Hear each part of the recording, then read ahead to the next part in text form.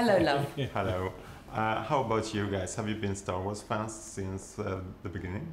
What's Star Wars? Yeah, since '77, I guess it was. Since it came out. She was like 5 or 4. I was 6. You were 6. No, was I 6? Yeah. I remember because I think I could just read. Like, it was around that time. And I remember being able to read in a galaxy far, far away. You know, that scroll going up into black is, like, that was... So cool. So cool. Yeah. How did they even think of that, dream that up? Sort of Orson Welles kind of, you know, War of the Worlds-y, crazy stuff. I think so that, cool. I think, I mean, I'm not 100% sure, but I think that Lucas kind of had to come up with that scroll to, you know, to get the people into it, like, you know. To give you information. I don't think he initially thought he was going to do that, but then he needed to get some information. A lot of information, rather than doing just subtitles. In such a cool way. That's what I mean, though. It's so dope. Yeah. It's so cool. It just defines it. And then John Williams' music comes sweeping in. We kind of dig the whole Star Wars vibe. When you were offered roles in Star Wars, what kind of feelings were there? Fear or excitement, or what did you?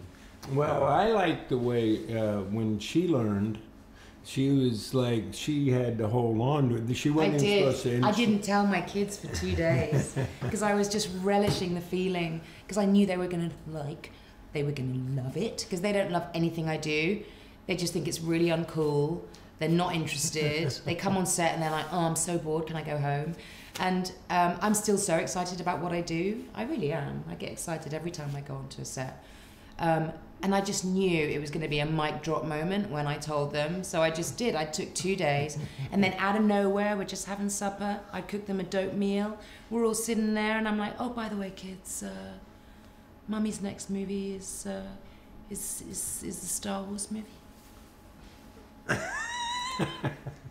And like, they were just desperate to know, and I wouldn't say anymore. Just like milked it. But what can you say about this movie? What can we expect tonight of the premiere? Well, that's right, you haven't seen it yet. Well, I can tell you, Ron Howard is a master of his craft, and I've talked to a lot of Star Wars fans now since we premiered it in LA, and I can't, and so many of them have said this is our favorite one. Literally. So we've never, you know, we didn't even hope for that. I know, it's absolutely. No, it's so wonderful, because it's not saying that.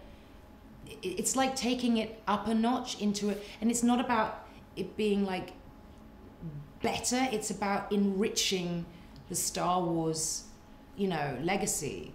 Because all, you know, so many of these characters are, I mean, they're known and loved, but we didn't know about their backstory. I mean, what an incredible challenge to try and make that right, and the fact that it's succeeded, no one could have expected it. It's a real kind of dream come true to see where these characters began.